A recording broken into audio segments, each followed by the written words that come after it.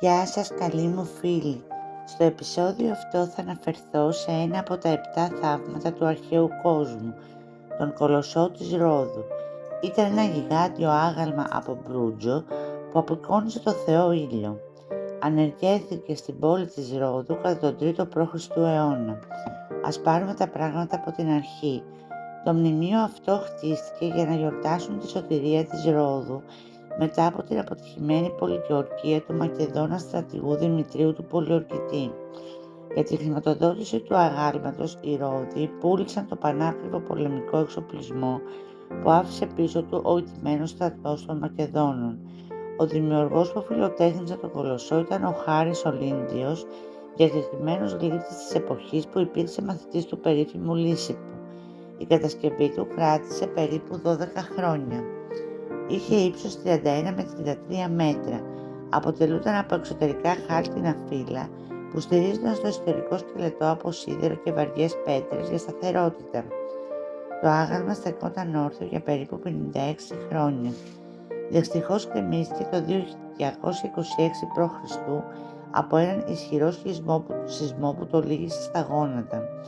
Οι Ρώδοι τότε σκέφτηκαν να τον ξαναχτίσουν. Το μαντίο των αδελφών όμως δεν το επέτρεψε, μιας και η πτώση τους θεωρήθηκε θέλημα του Θεού Ήλιου. Τα τεράστια κομμάτια του έμειναν στο έδαφος για πάνω από 8 αιώνες, προκαλώντας το θαυμασμό των επισκεπτών του νησιού. Γύρω στο 655 μετά Χριστόν, οι Άραβες κατέλαβαν το νησί, τεμάχισαν τα απομεινάρια και πούλησαν τον χαλκό σε έναν Εβραίο έμπορο, ο οποίος χρειάστηκε πάνω από 900 καμήλες για να κάνει τη μεταφορά του υλικού.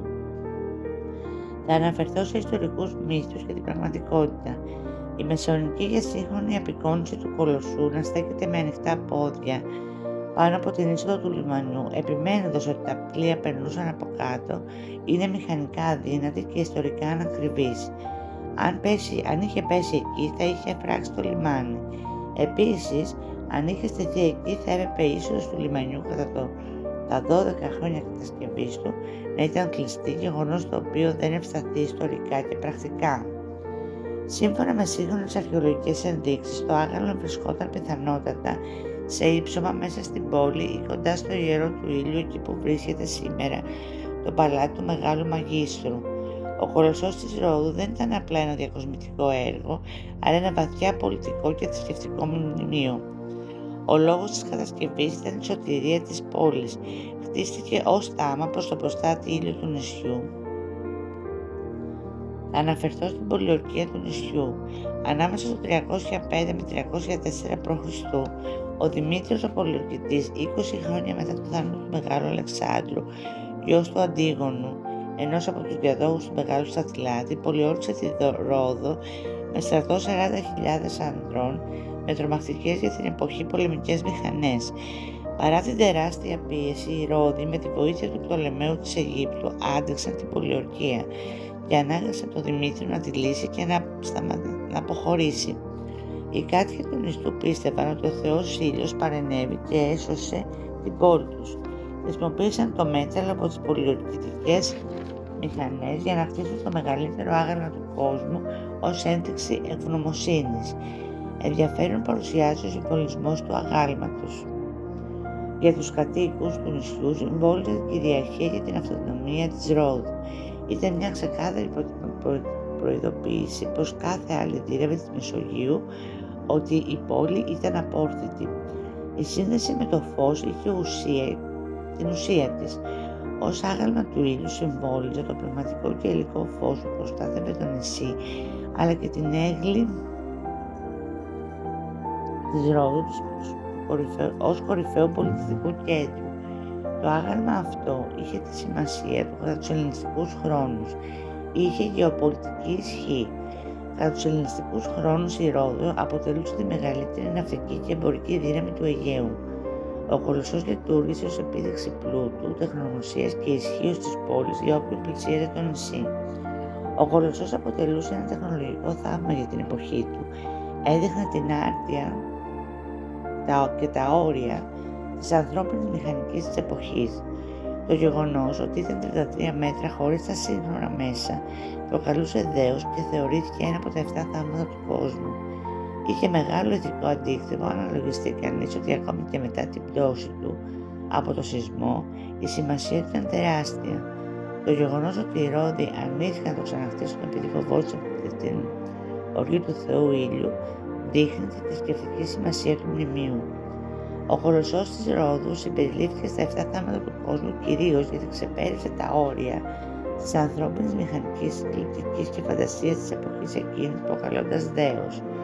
Είχε πρωτοφανές μέγεθος και κλίμακα. Ήταν το ψηλότερο άγαλμα του αρχαίου κόσμου. Σαν κλίμακα είχε σχεδόν το ίδιο ύψος με το σημερινό άγαλμα της ελευθερίας. Προκαλούσε δέος και ως προς τις λεπτομέρειές του. Ελάχιστοι άνθρωποι μπορούσαν να αγκαλιάσουν με τα χέρια τους το αντίχειρα του χεριού του, ενώ τα δάχτυλά του ήταν μεγαλύτερα από τα μεγαλύτερα αγάλματα της αρχαίας εποχής. Αποτελούσε ένα μηχανικό και κατασκευαστικό κατόρθωμα. Κατασκευάστηκε με τη μέθοδο της χύτευσης. Ο Χάρης ο Λύντιος δεν μολόγησε απλώς κομμάτια, αλλά έκτισε το άγαλμα σταδιακά από κάτω προς τα πάνω, χρησιμοποιώντας ένα τεράστιο χωμάτινο λόφο γύρω του. Σημαντική είναι η στατική ισορροπία του. Το να παραμείνει όρθιο ένα χάλκινο άγαλμα σε αυτό το μέγεθος, εκτεθειμένο στους ισχυρούς ανέμους του Αιγαίου, αποτελούσε ένα τεράστιο ρίσκο. Ο εσωτερικός σκελετός ήταν από σίδερο και πέτρινους κύβους, μια πρωτοποριακή τεχνική για τον 3ο αιώνα, το οποίο θα το διατηρούσε χωρίς να πέσει. Αξιοσημείωτη είναι η αισθητική του καλλιτέχνη και η καλλιτεχνική του αρτιότητα. Ήταν έργο τέχνης με ανατομικές αναλογίες του ανθρώπινου σώματος και μάλιστα σε γιγάντια κλίμακα, χωρίς να φαίνεται παραμορφωμένο ή άχαρο το σώμα του. Το άγαλμα καθιέρωσε τη σχολή της Ρόδου ως πρωτεύουσα της γλυπτικής κατά την ελληνιστική περίοδο, αποδεικνύοντας ότι οι τεχνίτες της μπορούσαν να χειριστούν τον μπρούτσο με τρόπους που θεωρούνταν αδύνατον για την τέχνη της τότε εποχής. Η δύναμη του υλικού ήταν χαρακτηριστική. Η λάμψη του μπρούτζου, η λάμψη του Θεού, στην επιφάνεια του αγάλματος ήταν φτιαγμένη από γυαλισμένο χαλκό και μπρούτσο. Όταν ο ήλιος χτυπούσε το άγαλμα αυτό, έλαμπε τόσο έντονα που το έκανε ορατό από τα πλοία που περνούσαν από το νησί από πολλά μίλια μακριά, δίνοντας την εντύπωση ότι ο ίδιος ο Θεός Ήλιος ήταν εκεί. Σημαντικός ήταν και ο πρόσφερος χαρακτήρας του. Το άγαλμα αποτελούσε ένα ζωντανό μήνυμα, στέκονταν για 56 χρόνια. Η φήμη που απέκτησε του έδωσε μυθικές διαστάσεις. Ακόμη και όταν τα κομμινάρια του ήταν χαμηλά στο χώμα, άνθρωποι ταξίδευαν στη Ρόδο για αιώνες, απλά και μόνο για να το δουν. Έτσι σφράγισε τη θέση του στη λίστα των κορυφαίων ανθρώπινων δημιουργημάτων. Υπάρχουν αρκετές σκοτεινές και αμφιλεγόμενες θεωρίες γύρω από τη θεωρία του Κολοσσού της Ρόδου. Υπάρχει θεωρία της κατάρας του μακεδονικού θέματος. Μια αρχαία φήμη που κυκλοφορούσε μεταξύ των κατοίκων της Ρόδου έλεγε ότι το άγαλμα ήταν καταραμένο επειδή φτιάχτηκε από το αίμα των Μακεδόνων στρατιωτών. Οι βάσεις της θεωρίας αυτής στηρίζονταν στο γεγονός ότι ο Κολοσσός κατασκευάστηκε με το λιώσιμο του πολεμικού υλικού που άφησε πίσω ο Δημήτριος ο Πολιορκητής. Οι Μακεδόνες είχαν χάσει χιλιάδες άδειες στην πολιορκία. Έτσι λοιπόν, όταν το άγαλμα έπεσε από το σεισμό, μετά από 54 χρόνια από την κατασκευή του, πίστευαν ότι δεν έφταιγε η φύση, αλλά η πνευματική μόλυνση των υλικών. Θεωρούσαν ότι οι ψυχές των νεκρών εχθρών ζήτησαν εξηλαίωση, γκρεμίζοντας το σύμβολο της ροδιακής νίκης. Αυτός ήταν και ο λόγος που οι κάτοικοι φοβήθηκαν να ξαναχτίσουν το άγαλμα με την καθοδήγηση του μαντίου των δολφών. Μετά υπάρχει η συνωμοσία της ανύπαρκτης ύπαρξης. Λόγω του ότι δεν έχει βρεθεί ούτε ένα αρχαιολογικό ίχνος, μια περιθωριακή θεωρία στο διαδίκτυο αμφισβητεί πολύ την ύπαρξη του Κολοσσού. Οι υποστηρικτές αυτής της άποψης λένε ότι το άγαλμα ήταν μια αρχαία προπαγάνδα των Ρώδιων για να τρομάξουν τους εχθρούς τους και να θεωρούνται πανίσχυροι στη Μεσόγειο. Η θεωρία αυτή καταρρίπτεται εύκολα από το γεγονός ότι για δεκάδες ανεξάρτητοι αρχαίοι ιστορικοί περιέγραψαν τα ερείπια με τα δικά τους μάτια, ενώ η πώληση των μετάλλων στους Άραβες ήταν πλήρως καταγεγραμμένη. Επίσης υπάρχει η σύνδεση του Κολοσσού με μυστικά τάγματα. Σε διεθνή φόρους συνωμοσιολογίας, ο Κολοσσός συνδέεται συχνά με το άγαλμα της ελευθερίας στη Νέα Υόρκη.